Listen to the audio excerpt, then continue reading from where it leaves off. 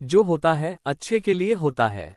एक समय की बात है, एक राजा था जो बहुत बुद्धिमान और समझदार था। उसके दरबार में एक मंत्री भी था जो बहुत सकारात्मक सोच वाला व्यक्ति था। वह हमेशा कहता था, जो होता है अच्छे के लिए होता है। एक दिन राजा जंगल में शिकार पर गया। अचानक राजा की उंगली में गहरा घाव हो गया और बहुत खून बहने लगा। राजा को दर्द हो रहा था, लेकिन उसके मंत्री ने फिर वही बात कही, महाराज, जो होता है अच्छे के लिए होता है। राजा को मंत्री की बात पर बहुत गुस्सा आया। उसने सोचा कि मेरे घाव पर दुख जताने के बजाय ये तो कह रहा है कि जो हुआ अच्छा हुआ। गुस्से में आकर राजा ने मंत्री को कैद में डालने का आदेश दे दिया। कुछ समय बाद राजा का घाव ठीक हो गया।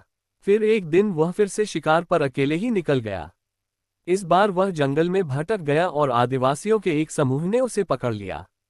वे राजा को बलि के लिए चुन चुके थे। जब राजा को बलि के लिए तैयार किया जा रहा था, तभी एक आदिवासी ने देखा कि उसकी एक उंगली में घाव का निशान है।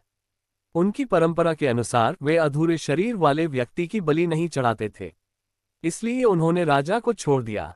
राजा सुरक्षित लौट आया और उसने तुरंत अपने मंत्री को रिहा करने का आदेश दिया। उसने मंत्री से माफी मांगी और कहा, तुम्हारी बात सच थी। मेरे घाव के कारण ही मेरी जान बची।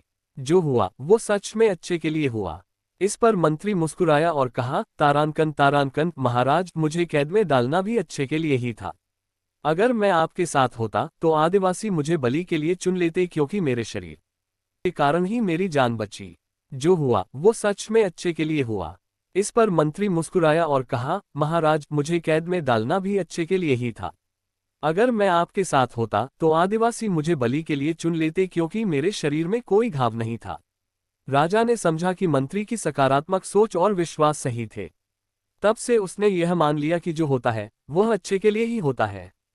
कहानी की सीख। इस कहानी से हमें ये सीख मिलती है कि जीवन में जो कुछ भी होता है, चाहे वह हमें अच्छा लगे या बुरा, उसमें कुछ न कुछ अच्छाई छिपी होती है। हमें हर परिस्थिति में सकारात्मक रहना चाहिए।